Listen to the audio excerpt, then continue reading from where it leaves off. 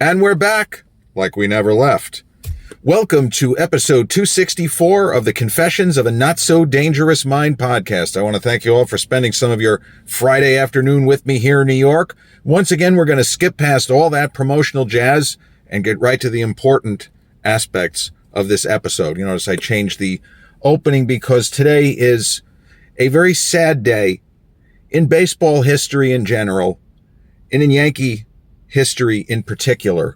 August 2nd, 1979, the Yankees lost their captain and, relatively speaking, or realistically, the third best catcher in the franchise's long and storied and glorious history, behind Yogi Berra and Bill Dickey, is Thurman Munson.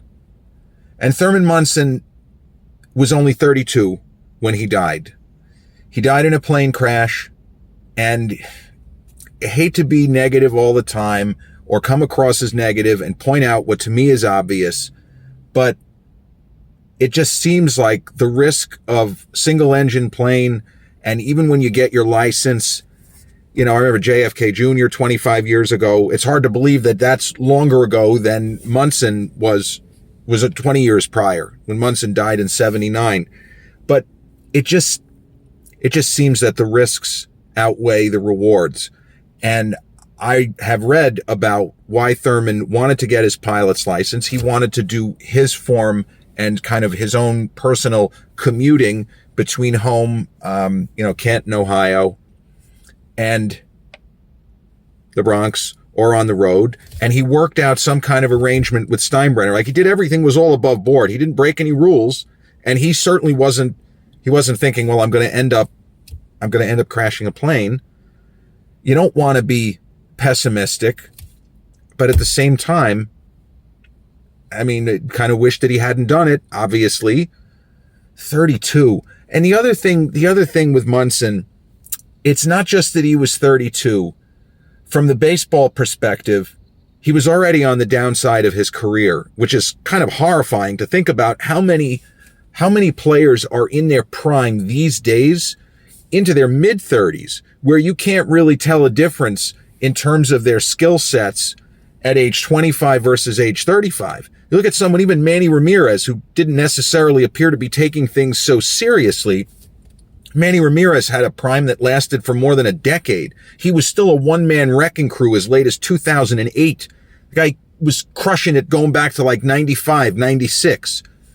And so sometimes it's that people take impeccable care of themselves.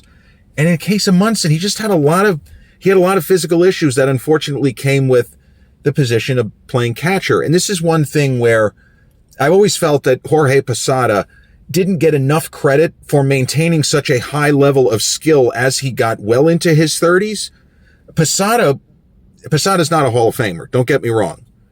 But Posada was a really good player. He was a well above league average for his position for the entire time he was a starter. That's also very unusual, because even someone like Ivan Rodriguez, Pudge was presumably taking some pharmaceutical enhancements that doesn't really seem that Jorge was involved in.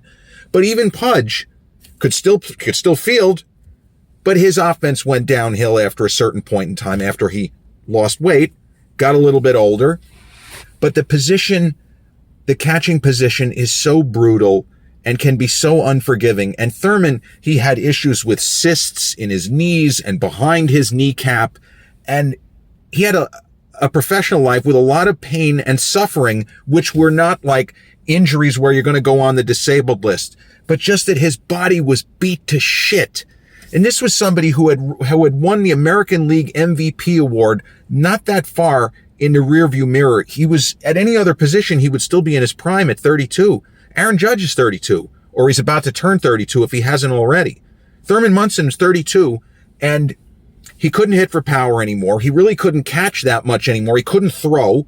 He used to throw the ball where it had like a weird tail in the last number of years of his career. And it's incredible to think that he might have been coming to the end at such a young age, but what was he going to do if he couldn't be an everyday catcher?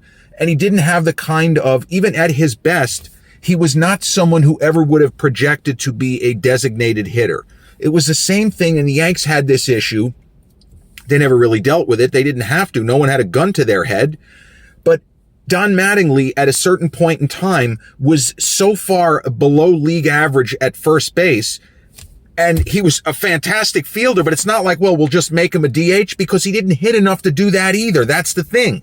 If you're going to hit for a low batting average, quote unquote, if you're not going to hit 330, if you're not going to draw a ton of walks, if you're not going to produce runs, and if you can't catch, what are you going to do? So Munson, sadly, was coming to the end of what had already been an incredible career. He was a 7-time All-Star, MVP, 3-time Gold Glover. So he was a great receiver before his shoulder and elbow and everything just started to go wrong for him physically. I mean, there's famous footage of him during the 1978 World Series, Game 5, which is a game the Yankees ended up winning. That was the series. The Dodgers took the first 2 in Los Angeles. The Yankees won 2 very difficult games in Games 3 and especially Game 4. Game 4 was the game where Game 3 was the game Greg Nettles made the incredible plays. He saved about 6 or 7 runs with one incredible play after another with bases loaded, and 2 on. Nettles was like Brooks Robinson that night. And then Game 4 with Thurman behind the plate. That was the game the Yanks were down a run. They're down a run in the 8th inning with a man on second and 1 out. Like the Yankees were playing little ball. They were playing Billy ball, even though Billy Martin wasn't the manager at that point. Billy was gone. It was Bob Lemon. But the Yanks got a guy on, bunted him to second, and Thurman Munson tied the game with a double. One of the biggest hits of his career. Not, arguably not as big as the home run that he hit in Game 3 of the championship series a week earlier against Kansas City. Hit the ball 450 feet, which I never understood how he did that. There must have been a pretty significant tailwind. But the Yankees won Game 4 of that series. Munson had this huge hit to tie the score. I mean, that's a World Series moment there. The Yanks are 5 outs away from going down 3-1 with one more game at Yankee Stadium for sure. And then they would have to have gone on the road and win 2. And I mean, they're fucked. They go down 3-1. They're no better than 10% to win that World Series. Munson gets the big hit, and then they win in extra innings. Lou Piniella hit a 100-mile-an-hour fastball. Pitch was practically over his head from Bob Welch. I have no idea how he hit the ball. They won that game. They ended up winning the World Series. But there is a moment in Game 5. Game 5 was the only easy game for either team. The Yankees just blew him out of the building. They just destroyed him. It scored like 12 runs, 17, something stupid. Like, it was not a World Series kind of game. It's like, I remember when the Yanks played the Padres in 1998, they had the crazy Game 1, which they ended up winning. They were losing to Kevin Brown. David Wells didn't pitch great, even though he got the win. And Tino Martinez hit the grand slammer. And in Game 2, was like, it might as well have been an April game against the then Tampa Bay Devil Rays. The Yanks just blew him out of the ballpark, or just beat the shit out of him. But in Game 5, there was early in the game, when the game was still in doubt, first inning, whatever it was, I think the Dodgers got a run or 2 in the first inning or something, and then the Yanks just went nuts on him. But there was a play at the plate where Munson got hit, and he went down. And this clip is worse now because he died however many months later. But it shows, on the one hand, the grit, the toughness, the competitiveness, but also he's so young. He's 31 and he is hobbling and limping. He can't stand up. He's trying to get his feet. He's trying to stand upright after this play, and he's hobbling on all 4s, and he can barely make it to his feet. And this is the catcher, and he ain't coming out of the fucking game. And you see it, and it's hard not to tear up, because for all of the cliches and guys like Derek Jeter, there's always going to be haters that, rip on him for, always tried to play the game, right? Whatever it is. But Thurman Munson was that guy, as far as he was tough. He was old school. And when he said, I'm not coming out of this fucking game, he meant it. You can barely stand. I don't give a shit. I'm fucking playing. I don't have to stand. I just got to squat behind the plate. Get back to the dugout. Whatever it might be, because the manager, Bob Lemon, came out, and Monahan. He was a great Yankee.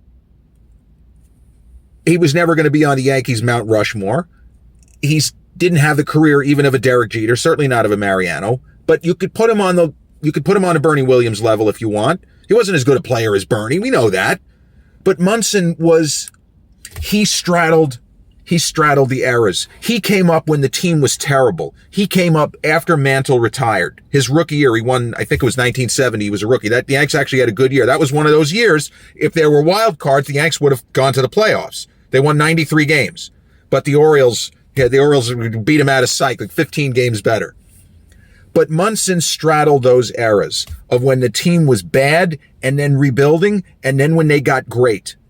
And unfortunately, when he passed, the Yankees were going for a three-peat. Now, they didn't look great, but they were still very much alive and in play as far as the division. And when Thurman passed, even though they won an incredible game against Baltimore, the first home game, the ceremony, it was awful from what I can gather. I was too young. I was 5. I'm sure my dad was crying and every Yankee fan was tearing up in the ballpark.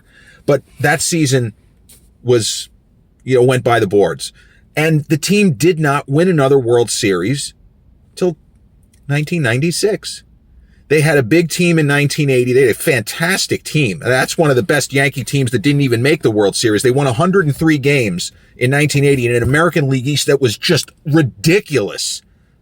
They had 3 teams winning 100 games, and a 4th team went over 90. I mean, it was complete ridicularity. You imagine winning 101 games and you're on the golf course the next day? I mean, it's just sick. But that's the structure. The playoffs are only 4 teams going. It used to be 2.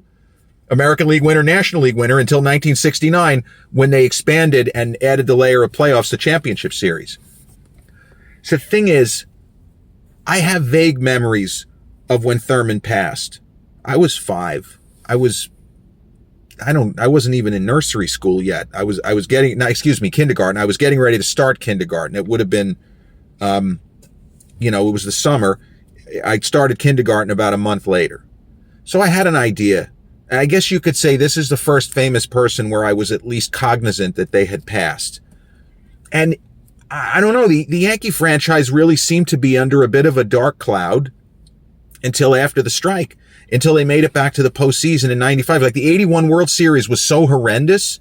Then Reggie Jackson left and Gossage got older and he wasn't as good. And so many things went wrong. And you just wonder how much further would Thurman have gone? Because he was the captain. He was the heart of the team. And you see, Don Mattingly, the next captain, Don Mattingly, until Aaron Judge, is my favorite Yankee. My favorite Yankees ever, not in any order. Mattingly, Bernie Williams, Aaron Judge. Those would be the 3 guys that I would name, people that I saw play at least the bulk of their career. Mattingly was still a good baseball player his last year, but he was not even a league average first baseman. Fantastic fielder, 300 hitter, but he didn't hit for enough power. And when the Yankees, and he had a great playoffs there in 1995, but when they lost that series, you knew he wasn't coming back. And man, 34, again, it's not old. It's not old. But in the case of Mattingly, similar to the 1978 version of Thurman Munson, who was having trouble moving around, Mattingly's back is what ruined his quest for immortality. I mean, Mattingly was nobody who saw him play in his prime. He was a Hall of Famer. He was a guy who was the best left-handed hitter since Stan Musial, and you could throw George Brett in there. Some people would have taken Brett over Mattingly. I mean, it doesn't really matter. You're in very good company when you're a peer of people like that, when you're putting up numbers, 352, 31, 113 with 61 doubles or whatever Mattingly had. The guy was a machine. And things go wrong, you get injured, and sometimes you make a full recovery, and sometimes you don't. And I guess from the Yankee fan perspective, Thurman's passing, it cast a pall over the franchise that just didn't really go away. It didn't go away for a really long time. And I don't necessarily believe that it's anything metaphysical, but it hurt. It hurt everyone to their core, even though players come and go.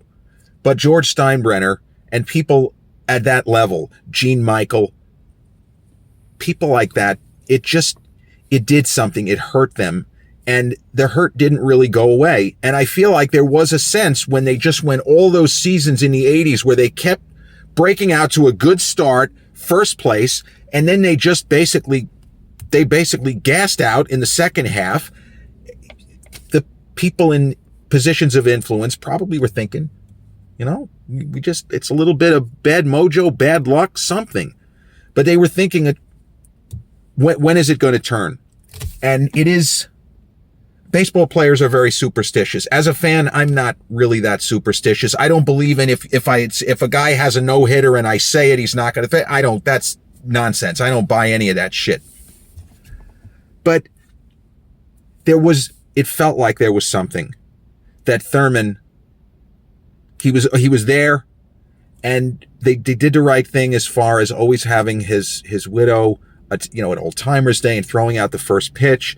And then Catfish Hunter, when he got sick, same thing. It is unfortunate that there has been so much tragedy, particularly with the Yankees, that Catfish Hunter, of all things, dies of Lou Gehrig's disease, and the last couple of years of his life, he could barely, it's horrendous. And you think about George Steinbrenner, who was not necessarily the most sympathetic figure, and we know that. He certainly redeemed himself in the last couple of decades of his life. But George Steinbrenner having to call everybody to tell them on August 2nd, like Ron Guidry tells a story. I got a phone call from George. Ronnie, Thurman's dead. He crashed his plane. And nowadays, this sort of horrendous news, doesn't make it easier, but it traveled faster. Now, what do you think that did to George Steinbrenner? You know how many phone calls he had to make to tell everybody? Because he didn't want the news, he didn't want the press to get it and everybody to go nuts on that account. He had to call everybody. Everybody who was home got a call from George Steinbrenner. It's just really something. I have vague memories. The next famous person, I remember when John Lennon died, and I remember going to school the next day and everyone was crying. When I say everyone, the teachers and administrators at Fairfield were crying. And I feel like I had heard the name, but I didn't understand. I didn't understand why it was such a big deal, why he was such an important figure. I guess from the baseball perspective, I understood why Thurman Munson was, but I was a little boy. Baseball didn't mean the same to me. And I remember in 2006, my dad and I went to a game in 2006. It was the hottest day of the summer. So this is the kind of core memory. It's the last great memory of being in the OG, the old stadium. And the Yankees were playing Toronto. The only time in my career of going to games in the old park. Now, Dad, these were corporate seats, but they were not the ones that he normally would have gotten. For whatever reason, on this day, we were sitting in the mezzanine on the third base side, about 3/4 of the way up, and we were actually pretty close to the bottom of the mezzanine. Now, because this day was the hottest day of 2006, I was very happy that we were sitting in the shade, because it was still oppressively hot. It was at least 92 or 93. And I remember looking at the fans over there on the first base side. They were fucking roasting over there. And some people smiled. I would have been heading for the hills and get me the fuck out of here. But that day, the Yankee pitcher, the Yankees had just made a trade. They got Bobby Abreu. I love Bobby Abreu. El Como Dulce. Bobby Abreu, as sweet as candy. Great hitter. Not much of an outfielder, but a fantastic hitter. And a Moneyball player. He drew walks. He hit home runs. Bobby Abreu was the perfect Moneyball player, as was Nick Swisher. But that particular day, the guy that came along in the trade with Bobby Abreu was Corey Lytle. Was a pitcher. He might have come up with the Yankees, or was it the Mets? But at a certain point, I feel like maybe he was in the Mets system. But he was somebody he was a touch pitcher. He was not somebody that threw 100 miles an hour. He threw like a Bob Tewksbury, that sort of guy. And I always liked him because he threw the ball. He pitched us, in immortal words of Susan Waldman, he pitched to spots. He tried to hit spots. But he was the kind of pitcher who was comfortable to watch. And opposing hitters would say, you have a really comfortable 0 for 4. You had a couple of pop-ups. Maybe you get a hold of one and hit a line drive out. He says, yeah, he's not going to hurt you up there. He's not going to blow you away. But on this day, Corey Lytle, it was not August 2nd, it was like August 4th, 3rd or 4th. But he went out there in this insane heat and he threw a great game. And the Yankees, the game was over in the first inning. They blew the Jays out. Jason Giambi had a home run. And I remember Corey Lytle came out of the game. Torrey did the thing where the Yanks were up by a ton of runs. He let Corey Lytle come out and face a batter in the 7th inning, and then he took him out so he could get a nice hand. The Yankees washed out first round of the playoffs that year, as they did often, unfortunately, during the latter stages of the Joe Torre era, the last three, 2005, 6, and 7. That was a really good Yankees team. And I wanted Corey Lytle to get a start in those playoffs. The Yanks won the first game easily. Chen-Ming Wang was great, and the offense just battered Nate Robertson. But we lost a tough game 2. Lost an even fucking disgusting game 3, where Kenny Rogers, that bum, not the singer, that bum who 10 years earlier couldn't make it out of the third inning of any start at any stage of the postseason, that bum, he pitched a great game. We lost game 3, lost game 4, season over. They threw Jarrett Wright in game 4. Big mistake. Should have given Corey Lytle a ball. Neither here nor there.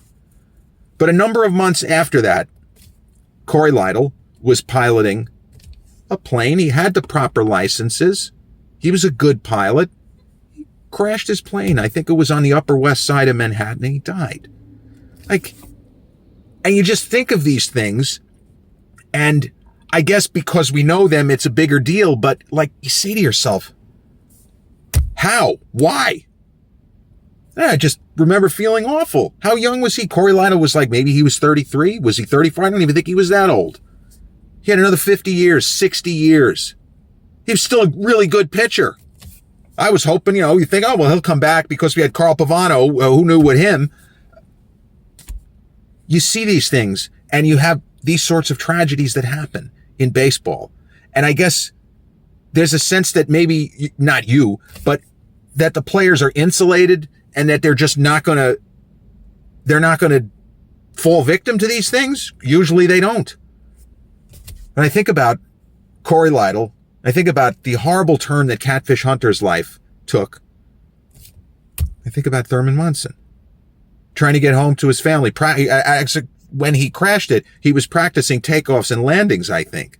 That should be a pretty, not simple, I can't fly, but that's not. The JFK Jr., his plane went down. The weather was bad. He shouldn't have been up there. Unfortunately, sometimes shit happens. You don't maybe have great vision. Your instruments are a little bit faulty. And if you're not an expert ace pilot, you don't really get to make any mistakes. This is what I was always told about motorcycles. The problem with a motorcycle is there aren't that many minor accidents, whereas in cars, there are a lot of minor accidents.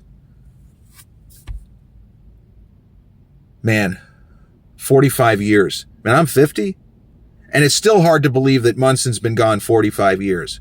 And I can remember being at the ballpark in the 80s, and it already felt like he had been gone forever. In the mid-1980s, he hadn't. He'd been gone 6 years.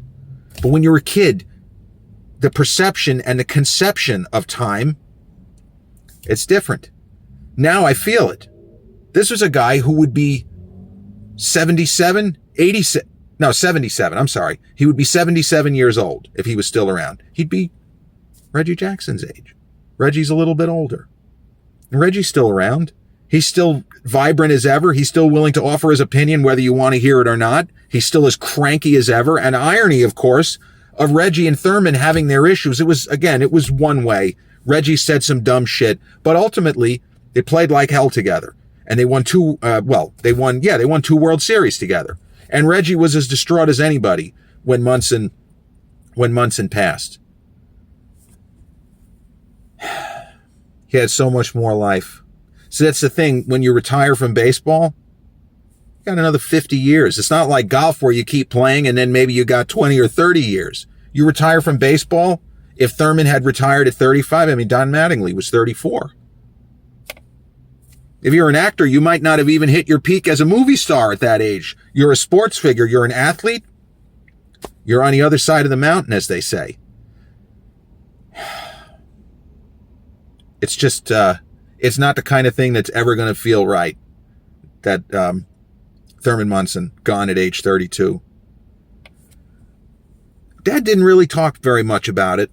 He didn't mention we didn't go in waxing poetic about Thurman's greatest moments, the home run in that World Series, the tying hit the home run in the championship series, the tying hit in the World Series. But he was a clutch player. He was every inch of what was known as a money player because he played great. He was the only Yankee who really showed up in the 76 World Series. That was a great Yankee team. They just got the shit beat out of them by the Big Red Machine, Cincinnati. With the Joe Morgan, Johnny Bench, Cincinnati Reds. That was an absolute juggernaut. That's why the Yankees got Reggie Jackson. Because in Steinbrenner's mind, I'm going to build a team that's not going to get swept in the World Series. He ended up being right. They were also lucky that they didn't have to face the Reds again. You know, the Reds kind of declined a little bit. Man. I was at Catfish Hunter Day, which I believe took place earlier in 1979. And that was a sad day, but only because Catfish was retiring. He also was very young when he retired. You know, Catfish, what was he, 35? He was somebody who had unbelievable success before he even, I think he had 200 wins by the time he was 30, going on 31. Just some insane shit. Catfish Hunter was ridiculous, beyond ridiculous. But Thurman Munson, the captain, gone 45 years, August 2nd, 1979, left an indelible imprint on the Yankee franchise and baseball as a whole. He was a warrior in a baseball uniform, more so than even Paul O'Neill. I love O'Neill, and I love that, you know, Steinbrenner told us O'Neill's a warrior, but Munson really was. He was so tough and just was an incredible competitor, very intense competitor. Snuffed out at such a young age. This has been episode 265 of the Confessions of a Not So Dangerous Mind podcast. I'd like to thank you all for joining me on this kind of somber and depressing reminiscence of Thurman Munson episode. And if you check out this episode on the YouTube channel, haven't done so already, please click like, subscribe, comment, share, turn on those notifications. Or if you catch this episode on the audio platform such as Spotify or iTunes, same general rule applies. Click like, subscribe, share, and turn on those notifications. I'll be back with a more upbeat episode real soon. Till then, enjoy your Friday night. Peace.